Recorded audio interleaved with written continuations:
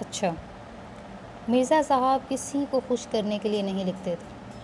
اچھا، یہ جو آپ کا یہ پورا جو نثر پارہ اقتباس ہے، یہ آپ کی تشریح کے لیے بڑا اہم ہے، ٹھیک ہے؟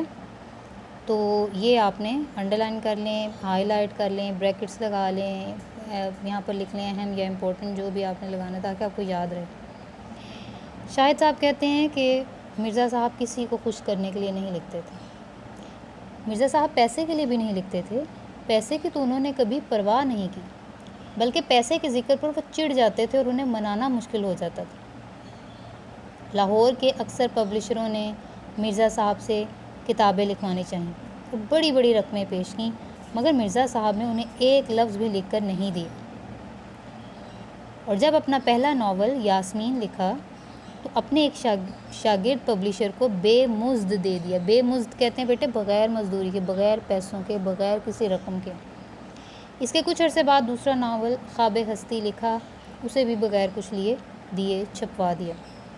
یہاں سے میں ان کے کردار کے بارے میں بیٹا یہ پتہ چلتا ہے کہ مرزا صاحب جو تھے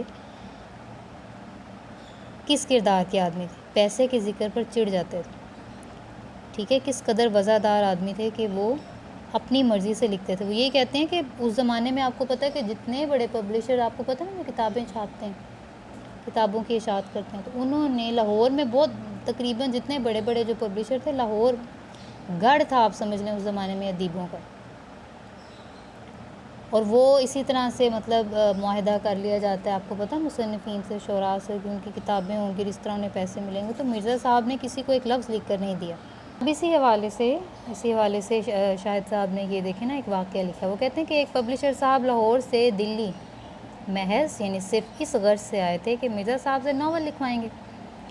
میں نے انہیں سمجھایا کہ مرزا صاحب نہیں لکھیں گے، مگر وہ بڑے بڑے مصنفوں کو خرید چکے تھے، نہ مانے، بولے ہم انہیں ایک ناول کا 1000 روپیہ دیں گے تو وہ کیوں نہیں لکھیں گے؟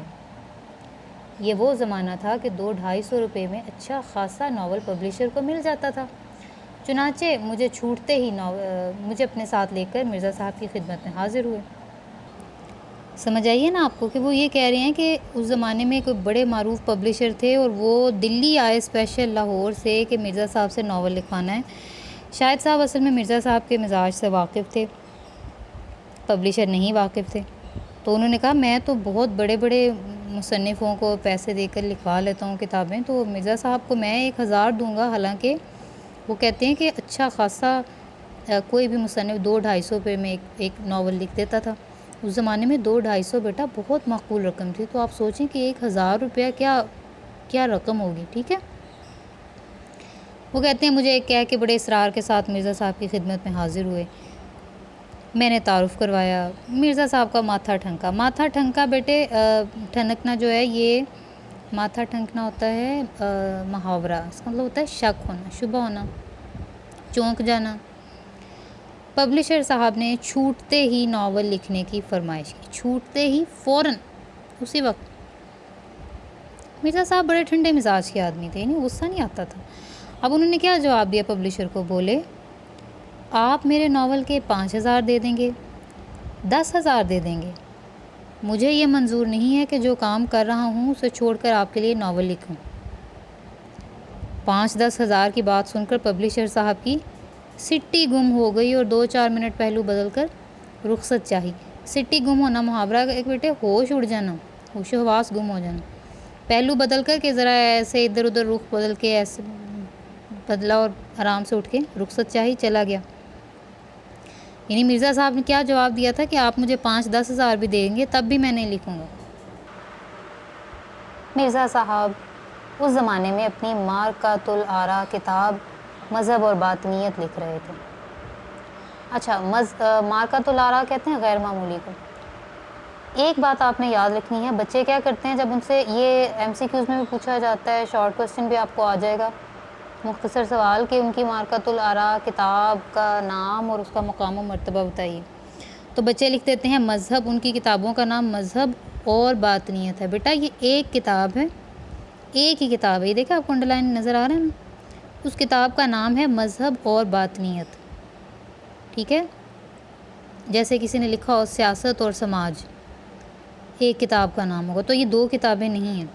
اچھا، بہرحال شاہد صاحب کہتے ہیں کہ وہ اس زمانے میں جب وہ پبلشر آیا تھا نا تو وہ اپنی بہت مشہور کتاب لکھ رہے تھے مذہب اور باطنیت، جسے مکمل ہونے کے بعد ان کے دوست تھے پروفیسر تاجور نجیب آبادی، وہ ان سے لے گئے اور وہ کتاب لاہور سے شائع ہوئی تھی، دلی سے نہیں ہوئی تھی۔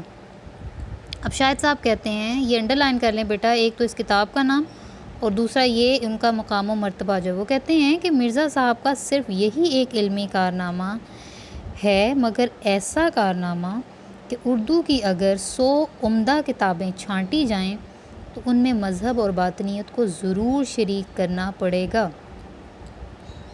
یعنی کہ مرزا صاحب نے ایک ایسی کتاب لکھی ہے کہ اگر آپ اردو کی بہترین 100 کتابیں اگر چھانٹ لیں گے نا، کہ اردو میں آج تک جتنی کتابیں لکھی گئی ہیں ان سے 100 بہترین کتابیں، تو ان 100 کتابوں میں سے ایک مرزا صاحب کی کتاب مذہب اور باطنیت ہے، اس کے بغیر آپ نہیں چلیں گے۔ اب یہاں سے انہوں نے ان کا جو آپ سمجھ لیں جو ان کا پس منظر ہے، جو ان کا خاندان ہے، جو ان کی رشتہ داریاں، اس طرف شاہد صاحب گئے ہیں۔ کہتے ہیں مرزا صاحب دلی کے، آپ دہلی کہتے ہیں نا بیٹے، پرانے وقتوں میں سے دلی کہا جاتا تھا، دلی کے شرفاء کے ایک متمول خاندان کے چشم و چراغ تھے، بڑے مالدار گھرانے کے چشم و چراغ بیٹے تھے، تعلق رکھتے تھے۔ تراہا بیرم خان سے آگے بڑھ کر ایک راستہ سیدھے ہاتھ کو مڑ جاتا ہے، اسی کے نکڑ پر مرزا صاحب کا آبائی مکان تھا۔ تراہا بیٹے جیسے چوراہا ہوتا ہے نا، ایسی سڑک، ایسا مطلب ایک بالکل سینٹر جس کے چاروں طرف سڑک جاتی ہے، اس کو چوراہا کہا جاتا ہے۔ تو تراہا بیٹے کہتے ہیں جو 3 طرف راستہ جاتا ہو، ٹھیک ہے، تو بیرم خان یہ وہاں کا نام ہے، ٹھیک ہے۔ تراہا بیرم خان سے آگے جائیں تو ایک راستہ سیدھے ہاتھ کو مڑنا ہے، اور اسی کے نکڑ پر ان کا آبائی مکان تھا، آباء و اجداد کا۔ اسی علاقے میں سر سید احمد خان کا قدیم مکان بھی تھا، یعنی سر سید احمد خان کے آباء و اجداد وہیں کے رہنے والے تھے۔ سر سید سے بھی مرزا صاحب کی عزیز داری تھی، عزیز داری جان پہچان، رشتہ داری، اور منشی ذکاء اللہ سے بھی ان کی قرابت داری ہو گئی تھی۔ اچھا، اب یہ سر سید احمد خان آپ مطالعہ پاکستان کے حوالے سے ان کو اچھی طرح سے جانتے ہیں، جو ان کی خدمات ہیں، باقی بیٹا ان کے جو نام ہیں اس حوالے سے آپ نے نیچے ان کے یہ پڑھ لینے ان کے حوالے، ٹھیک ہے۔ 50-60 سال پہلے دلی کے مسلمان شرفاء میں انگریزی تعلیم کو اچھی نظروں سے نہیں دیکھا جاتا تھا، مگر سر سید نے مسلمانوں کے اس غلط نظریے کی بہت کچھ اصلاح کر دی تھی۔ یعنی لوگ جو تھے وہ کافروں کی زبان سمجھتے تھے نا بیٹے انگریز، یہاں اس سے پہلے تو فارسی بولی جاتی تھی، عربی مذہبی زبان تھی، فارسی یہاں کی سرکاری زبان تھی۔ انگریز آئے، انہوں نے اپنی زبان رائج کر دی، تو وہاں کے جو مسلمان تھے وہ اس کو کافروں کی زبان کہتے تھے۔ بہرحال سر سید نے جب اپنی تعلیمی اصلاحات شروع کیں اور پھر انہوں نے کہا کہ نہیں آپ نے یہ سیکھنا ہے اور سارا کچھ، تو پھر ہوا یہ کہ اس زمانے میں دلی کے 2 نوجوانوں نے اعلیٰ تعلیم حاصل کر کے علمی حلقوں میں نمود حاصل کی۔ نمود کہتے ہیں بیٹے ظاہر ہونا، علمی حلقے جو پڑھے لکھے لوگوں میں 2 لوگ بڑے مقبول ہونا شروع ہوئے، دلی کے 2 نوجوان تھے، ایک پروفیسر مشتاق احمد زاہدی صاحب تھے اور دوسرے کون تھے؟ پروفیسر مرزا محمد سعید، یعنی انہوں نے اس زمانے میں انگریزی تعلیم حاصل کی بیٹے، جس زمانے میں لوگ اسے کافروں کی زبان کہتے تھے۔ مرزا صاحب نے اس صدی کے آغاز میں لاہور کے گورنمنٹ کالج میں تعلیم حاصل کی۔ ان کے استادوں میں علامہ اقبال رحمۃ اللہ بھی تھے، جن سے ان کے مخلصانہ تعلقات آخر دم تک قائم رہے۔ کل ہم یہ بات بیٹا جب میں نے آپ کو خاکے کا تعارف پڑھایا تھا تو آپ کو بتایا تھا نا کہ یہ علامہ اقبال جو ہیں وہ مرزا محمد سعید صاحب کے استاد تھے۔ انگریزی ادبیات میں ایم اے کی سند لینے کے بعد مرزا صاحب نے 1906 سے 7 میں یعنی سال 2 سال علی گڑھ میں پڑھایا اور اس کے بعد گورنمنٹ کالج لاہور میں ہی انگریزی کے پروفیسر ہو گئے۔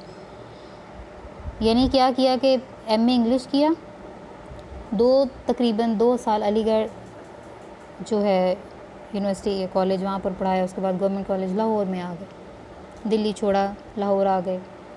پنجاب کے بیشتر اعلیٰ عہدیدار مرزا صاحب کے شاگرد تھے۔ آپ کو پتہ ہے بیٹا گورنمنٹ کالج لاہور جو ہے اس زمانے میں، اب تو دیکھیں ہمارے لیے جانا وہاں پر آسان ہے، اس زمانے میں انتہائی مطلب آپ سمجھ لیں کہ بہت اعلیٰ جو خاندان ہے، بہت متمول، بڑے مالدار، بہت اس طرح کے جو گھرانوں کے بچے تھے وہ وہاں پڑھتے تھے، اسی لیے بڑے اعلیٰ عہدیدار جو ہیں مرزا صاحب کے زمانے میں شاگرد تھے۔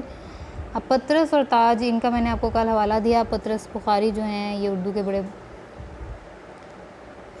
بہترین مزاح نگار جنہوں نے مزاحیہ تحریر لکھی ہیں ان میں سے ایک ہیں، اور امتیاز علی تاج ڈرامہ نگار ہیں، یہ دیکھیں نا حاشیے میں لکھا ہوا ہے کہ انارکلی ان کا معروف ڈرامہ ہے۔ یہ دونوں بھی جو ہیں انہوں نے مرزا صاحب سے اکتساب علم کیا، یعنی علم حاصل کیا۔ بعد میں پطرس خود انگریزی کے پروفیسر ہو گئے تھے، مگر اپنی غیر معمولی قابلیت و ذہانت کے باوجود مرزا صاحب کی علمیت کے آگے اپنے آپ کو ہیچ سمجھتے تھے۔ پطرس جو ہیں بیٹا وہ بھی گورنمنٹ کالج میں انگلش لٹریچر پڑھاتے تھے۔ آپ کو پتہ ہے، میں نے آپ کو بتایا کہ وہ آل انڈیا ریڈیو کے ڈائریکٹر جنرل بن گئے، پاکستان بنا، اس کے بعد اقوام متحدہ میں جو ہے وہ پاکستانی سفیر کی حیثیت سے، مندوب کی حیثیت سے انہوں نے کام کیا، یہاں تک کہ جو لیاقت علی خان کا آپ کو پتہ ہے جو پہلا دورہ امریکہ تھا اس کی تقریر بھی پطرس بخاری نے لکھ کے دی تھی۔ تو بہت علم رکھنے والے انسان تھے، لیکن اپنے استاد کے آگے اپنی علمیت کو، اپنے علم کو کمتر سمجھتے تھے، کہ اپنے آپ کو کچھ بھی نہیں سمجھتے تھے۔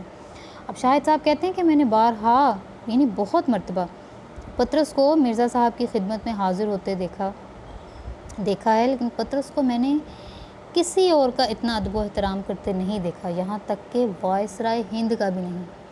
وائسرائے ہند بیٹا جو اس زمانے میں گورنر، جو سب سے بڑا عہدہ ہوتا تھا نا، وہ گورنر کا عہدہ ہوتا تھا بر صغیر میں، گورنر جنرل کی حیثیت سے۔ آپ کو پتہ ہے پاکستان سے بنا تو قائد اعظم پہلے گورنر جنرل تھے، یہاں کے وزیر اعظم نہیں تھے۔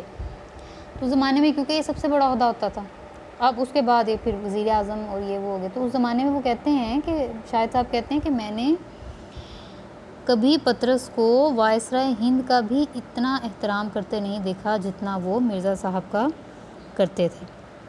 ٹھیک ہے۔